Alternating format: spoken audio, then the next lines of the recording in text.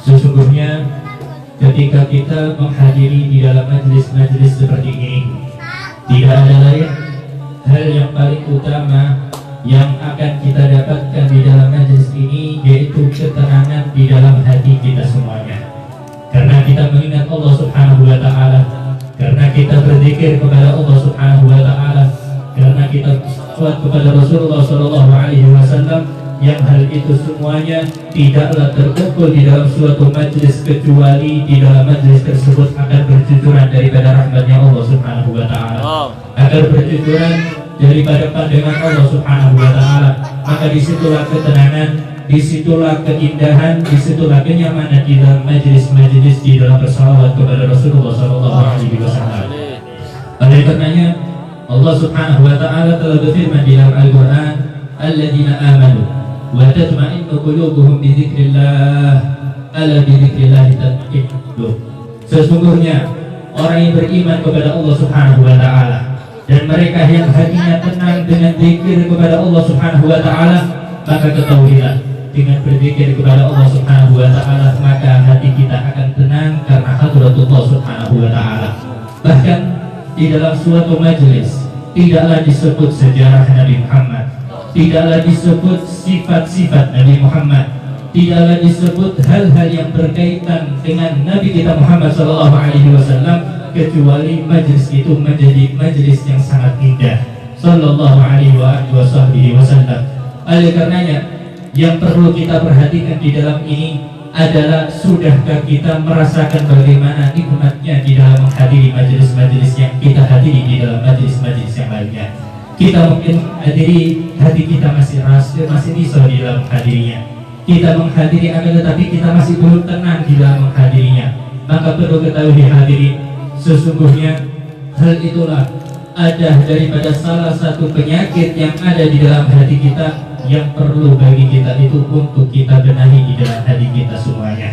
Dikarenakan tidaklah hati ini masih kita gunakan untuk lalai kepada Allah, atau kita jadikan di dalam hati kita ini dengan urusan-urusan duniawi, maka itu adalah salah satu hal yang mencegah di dalam nikmatnya kita menghadiri daripada majelis-majelis ilmu semacam seperti ini. Karena apabila hati memiliki kotoran, apabila hati memiliki penyakit di dalam kita yang masih hubbu dunia, yang masih ria, yang masih sombong dan lain sebagainya dari macam-macam penyakit hati, maka sir di dalam majelis dan bersolawat dan dzikir kepada Allah Subhanahu wa Ta'ala tidak akan didapatkan bagi seorang yang masih keadaannya seperti itu. Waliyadzubillahi min dzalik. Oleh karenanya Al-Imam Abdullah bin Alwi bin Muhammad Al-Haddad, beliau itu mengatakan, sesungguhnya seseorang yang dia itu masih memiliki penyakit di dalam anggota tubuhnya, baik itu penyakit pilek, baik itu penyakit pusing, baik itu penyakit sariawan, baik itu penyakit panas dalam dan lain sebagainya, maka minimal bagi dia itu tidak akan bisa merasakan bagaimana lezatnya dia itu memakan suatu makanan, lezatnya meminum suatu minuman, lezatnya bersantai dan lain sebagainya tidak akan didapatkan. Karena mengapa? Karena di dalam dirinya masih memiliki penyakit, yang sehingga penyakit itu yang akan dirasakan oleh seluruh anggota tubuhnya. Begitu pula di dalam kita menghadiri majelis seperti ini, apabila hati kita masih sakit, hati kita masih bobrok, hati kita masih belum kita benahi, maka jangan harap kita untuk mendapatkan kenikmatan di dalam menghadiri majelis-majelis seperti itu. Waliyadzubillahi min dzalik. Oleh karenanya ini yang perlu bagi kita untuk cepat-cepat kita benahi. Kita sakit apapun, kita cepat-cepat ke dokter untuk kita benahi penyakit tersebut. Akan tetapi masalah hati yang ada di dalam hati kita, dan ini yang paling utama, bahkan Nabi kita Muhammad Sallallahu Alaihi Wasallam, beliau yang sudah terjaga dari segala macam maksiat, beliau yang sudah aman dari segala macam keterbalikan dan kesalahan, beliau masih berdoa dan meminta kepada Allah dengan doa, ya muqallibal qulub, tsabbit qalbi ala dinik. Wahai Zat yang bolak-balikan hati seseorang hamba, maka tetapkanlah hati kami di dalam hati agama Islam, yaitu ajarannya Allah Subhanahu wa Ta'ala. Oleh karenanya ini Nabi kita Muhammad, maka bagaimana dengan kita manusia yang banyak kesalahan? Perlu dan sangat perhatiannya kita di dalam masalah hati kita semuanya.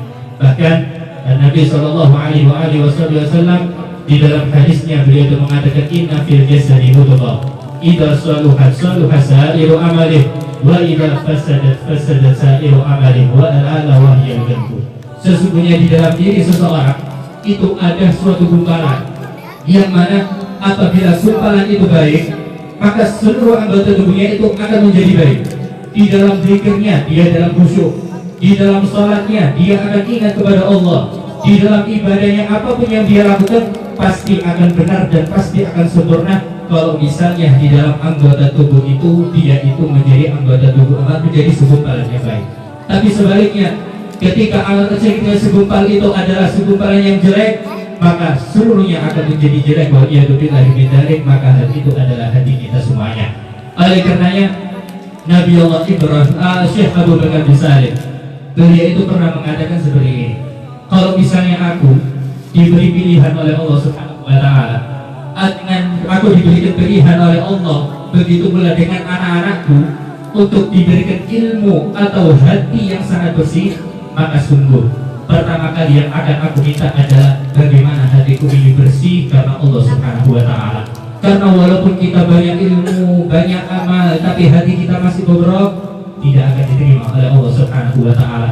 Riya kita, hasud kita, sombong kita akan diseleksi di hadapan Allah Subhanahu wa Ta'ala sebelum amal kita dihadapkan di hadapan Allah Subhanahu wa Ta'ala. Oleh karenanya selalulah kita berdoa kepada Allah Subhanahu wa Ta'ala untuk kesembuhan hati kita semuanya.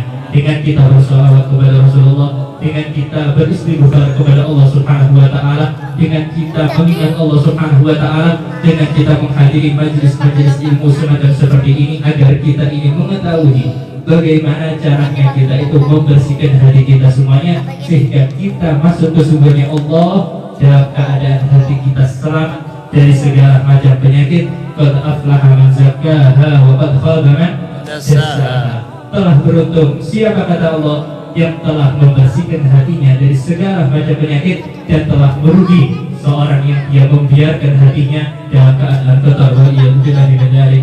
Oleh karena yang mudah-mudahan yang sedikit ini menjadi manfaat bagi kita semuanya. Mudah-mudahan hati kita dibersihkan oleh Allah Subhanahu wa Ta'ala, sehingga kita menjadi orang-orang yang dapat menikmati di dalam ibadah kita, orang-orang yang menikmati di dalam berzikir kepada Allah, bersalawat kepada Rasulullah, bermunajat kepada Allah Subhanahu wa Ta'ala. Dan mudah-mudahan hati ini selalu menjadi hati yang dipandang oleh Allah Subhanahu wa Ta'ala dalam keadaan ridha, bukan murkah dari Allah Subhanahu wa Ta'ala. Wa sallallahu ala sayyidina Muhammadin nabiyil ummi wa ala alihi wa sahbihi wa baraka wa sallam. Alhamdulillahi rabbil alamin. Hakadha minni wa afu minkum. Assalamu alaikum warahmatullahi wabarakatuh.